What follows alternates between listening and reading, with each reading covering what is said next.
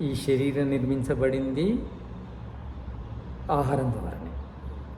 ఆహారం వచ్చింది ఈ ప్రకృతి నుంచే. తర్వాత ఈ శరీరము కొనసాగుతుంది అంటే జీవిస్తుంది జీవనం కొనసాగిస్తుంది దానికి కూడా కారణము ఆహారమే. ఆహారం ఎక్కడి నుంచి వస్తుంది? ప్రకృతి నుంచి. ఆహారంతో పాటు వాయువు, జలము, శరీరానికి కావలసిన అన్నీ కూడా ప్రకృతి నుంచి వస్తున్నాయి. ప్రకృతి నుంచి వచ్చిన అన్ని పదార్థాల ద్వారా శరీరం నిర్మించబడింది. ఈ శరీరం పోషించబడేది కూడా ప్రకృతి నుంచి వచ్చే పదార్థాలతోనే పోషింపబడుతుంది.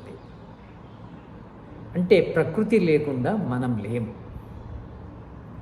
ప్రకృతి మనం బాగుండాలంటే శరీరానికి గ్రహించే శక్తి ఉండాలి, ప్రకృతికి ఇచ్చే శక్తి ఉండాలి.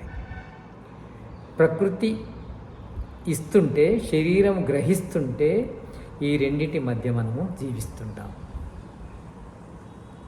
జీవనం ప్రకృతి ఇవ్వాలి, మనం తీసుకోగలగాలి. మన జీవనం అనేది రెండింటి మీద ఆధారపడింది. శరీరం బాగుండాలి, ప్రకృతి బాగుండాలి.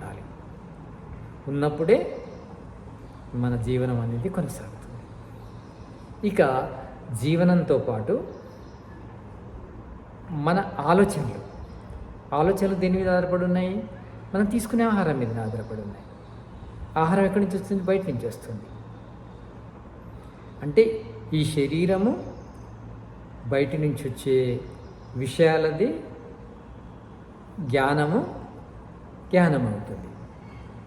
శరీరము ద్వారా గ్రహించబడ్డ బయటి జ్ఞానమే జ్ఞానం అవుతుంది.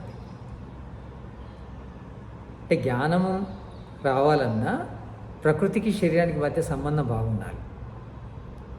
ఈ సంబంధం బాగా లేకుంటే జ్ఞానం రాదు. జ్ఞానం ఎట్లా? జ్ఞానేంద్రియాల ద్వారా గ్రహించేది. చెవుల ద్వారా కానీ, కళ్ళ ద్వారా కానీ, ముక్కు ద్వారా కానీ, నాలుక ద్వారా, చర్మం ద్వారా గ్రహించేదాన్ని జ్ఞానం అంటారు. విషయ జ్ఞానం. విషయ జ్ఞానమే జ్ఞానం. ఈ విషయ జ్ఞానము పొందడం ద్వారా మనకు జ్ఞానం లభిస్తుంది. ఈ విషయాలు ప్రకృతిలో ఉన్న విషయాలు మన శరీరంలో ఇంద్రియాలతో కలవడం ద్వారా ఆనందం లభిస్తుంది. మన శరీరము జీవించడం కానీ, జ్ఞానం పొందడం కానీ, ఆనందం పొందడం కానీ ఇది ప్రకృతి శరీరానికి మధ్య సంబంధంతోనే జరుగుతుంది. జీవనము, జ్ఞానము, ఆనందము శరీరాన్ని, ప్రకృతిని బాగుంచితేనే జరుగుతాయనే విషయము సత్యం. ఇది భౌతికమైన సుఖము, భౌతికమైన జీవనము, భౌతికమైన జ్ఞానం కోసం. ఇక ఆధ్యాత్మిక జ్ఞానం కానీ, ఆధ్యాత్మిక సుఖం కానీ, ఆధ్యాత్మిక జీవనం కానీ కూడా ఈ శరీర ప్రకృతి సంబంధంతోనే ఏర్పడుతుంది.